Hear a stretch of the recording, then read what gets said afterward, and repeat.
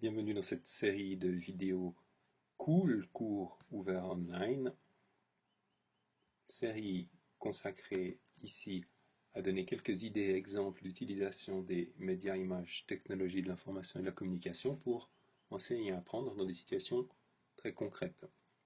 Cette vidéo se propose plus particulièrement de montrer un projet dans lequel il s'agissait dans un cours d'anglais de faire écrire un blog directement par des élèves qui sont relativement débutants encore en anglais.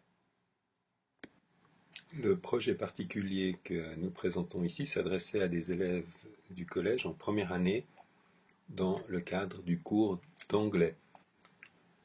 Vous voyez ici le résultat de leur travail. Un espace avait été préparé à leur attention. Le sujet était, un peu avant les Jeux Olympiques 2012, de pouvoir explorer différents aspects liés à la culture anglaise, donc autour de la capitale Londres, quelques informations autour des événements sportifs, et il y avait aussi à cette époque le mariage royal.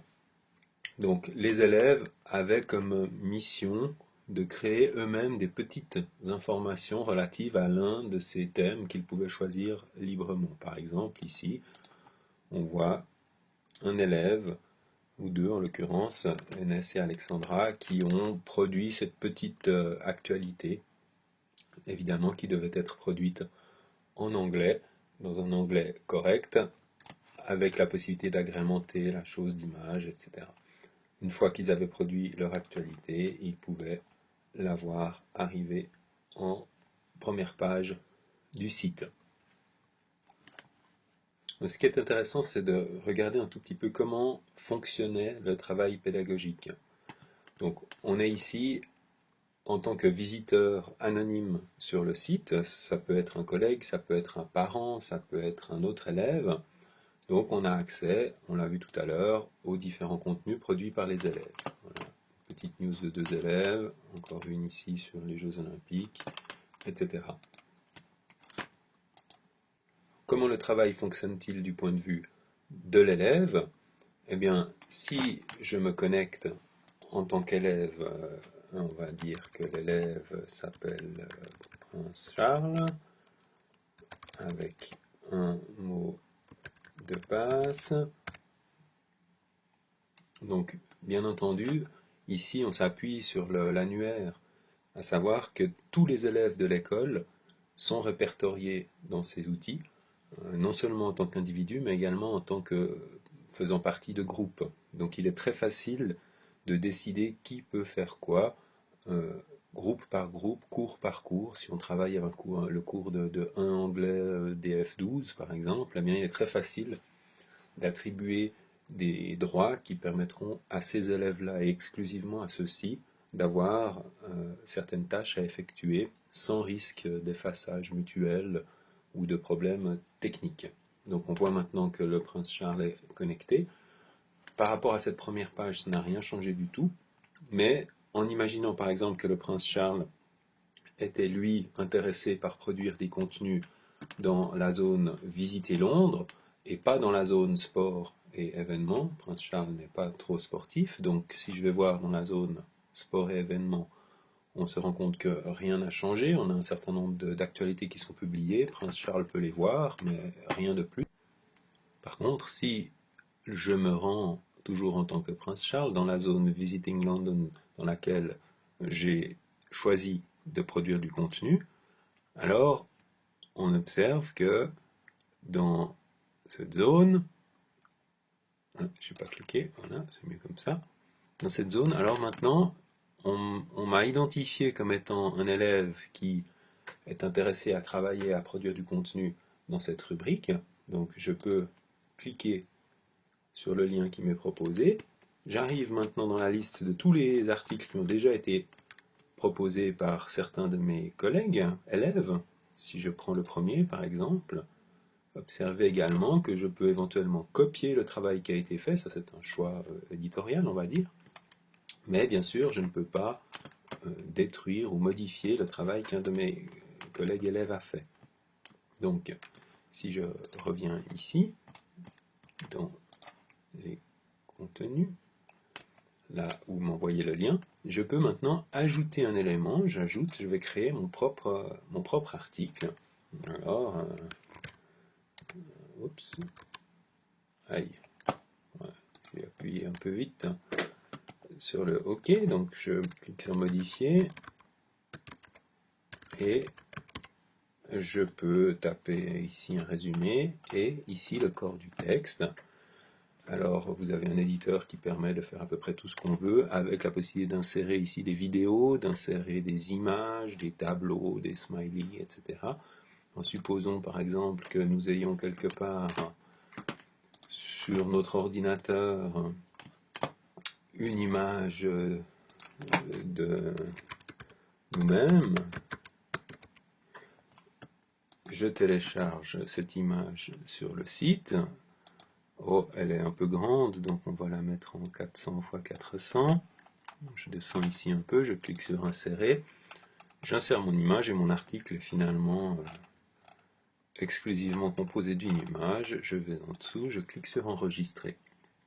Donc en tant qu'élève, bien sûr pour la rédaction en langue anglaise, ça n'était pas très poussé, mais j'ai publié mon article qui est en état privé. En état privé, ça veut dire que si je décide maintenant de me rendre sur la page de garde comme un visiteur anonyme, voilà, avec un autre navigateur, on voit ici à droite que je ne suis pas connecté, je suis un visiteur anonyme, eh bien rien n'a changé dans Visiting London, je n'ai pas ici l'article du Prince Charles qui est apparu.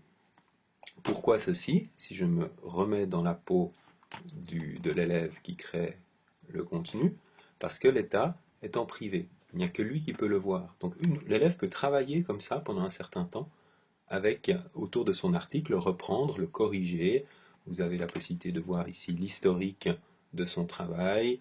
Enfin, il y a aussi toutes sortes d'autres activités pédagogiques qui sont possibles. Imaginons maintenant que l'élève est satisfait de son travail et décide de le publier. Le choix éditorial qui a été fait pour ce site, c'est de ne pas permettre à l'élève de publier directement pour le monde entier le résultat de son travail. La seule chose qu'il puisse faire, c'est soumettre la publication. Ça veut dire qu'il va indiquer à son professeur le fait qu'il a terminé son travail et qu'il est prêt à ce que le professeur décide si oui ou non il est suffisamment abouti pour pouvoir être visible du monde entier. Donc, il clique sur soumettre à la publication et on voit que l'état du document ici va changer. Il va passer de l'état privé à en attente de modération. À nouveau, si je change de navigateur pour me placer dans le contexte d'un visiteur anonyme, je recharge la page, on voit que l'article de Prince Charles n'apparaît pas ici en haut de la liste puisqu'il n'a pas encore été publié pour le monde entier. On va maintenant regarder quel est l'impact de ce travail de l'élève du point de vue de l'enseignant. Donc je me connecte cette fois-ci en tant qu'enseignant qui a quelques autres droits. Eh bien, on observe dans un premier temps que, évidemment, je peux modifier la structure de ce blog si je veux changer les titres, changer toute une série d'autres éléments. On n'est pas allé plus bas ici, mais on a vu que les élèves, eux, proposent des actualités dans chacun de ces trois thèmes, et puis pour agrémenter un peu le blog, ce qui avait été ajouté ici, c'était que par rapport à chacun de ces trois thèmes, on mettait soit des flux RSS, c'est-à-dire la capacité par le système de récupérer automatiquement des nouvelles relatives à la visite de Londres, relatives à Londres 2012, donc là plutôt les Jeux Olympiques, et ici des fils de Twitter autour de la reine avec, me semble-t-il, un regard un peu décalé. Donc l'enseignant, lui, peut modifier tout ceci, bien sûr, mais ce qui est le plus intéressant de niveau pédagogique, c'est qu'on observe que là est apparue une boîte dans laquelle on lui dit Prince Charles, l'élève Prince Charles, à telle date, me demande de vérifier si cet article est satisfaisant ou pas. Donc je clique dessus, je vois l'article de Prince Charles, et maintenant je vais pouvoir décider est-ce que oui ou non le travail de l'élève est terminé.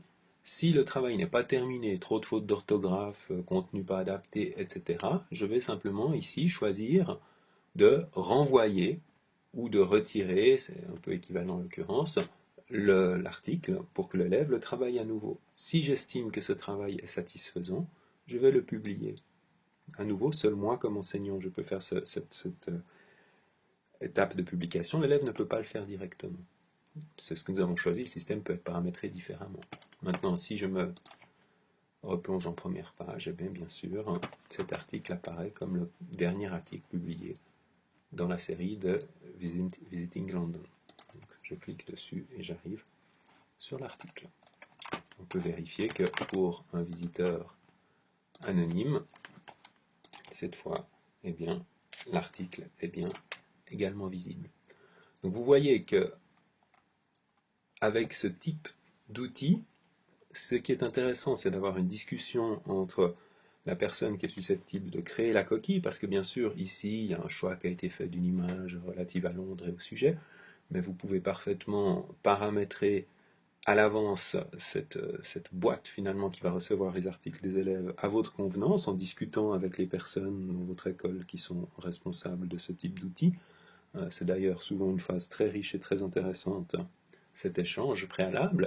Et puis une fois que le paramétrage a été fait, ce qui est relativement facile et ne prend pas de temps, et si ça ne vous intéresse pas en tant qu'enseignant, vous n'avez pas du tout besoin de vous préoccuper de ceci, vous recevez le blog directement paramétré, vous n'avez plus qu'à montrer à vos élèves comment ceci fonctionne, mais pour eux, il n'y a vraiment aucune difficulté. Et ensuite, c'est vraiment plus que du travail pédagogique, de création de contenu, validation de contenu, publication de contenu. Dernier élément sur lequel on peut encore insister, vous aurez remarqué que puisque nous sommes dans un contexte de publication sur Internet, il est évident que ce qu'on vise ici, c'est ce côté de la motivation pour les élèves de voir leur travail visible relativement rapidement, même si la publication n'est pas directe, par le monde entier. Mais puisque c'est visible du monde entier, il est important d'une part de clarifier le statut. Donc ici, il y a une page qui va dire qu'il s'agit d'un projet pédagogique, que ce sont les élèves qui écrivent, etc. Donc c'est important, je pense, pour un visiteur anonyme de pouvoir quand même être très au clair sur le statut de la page qu'il est en train de voir, et puis la possibilité de poser un certain nombre de questions ou d'entrer en relation avec le collègue concerné dans le cas où quelqu'un souhaiterait avoir plus d'informations, c'était ici, sur ce projet. Voilà, j'espère que cette petite vidéo vous a donné quelques idées ou quelques pistes. Merci de votre attention.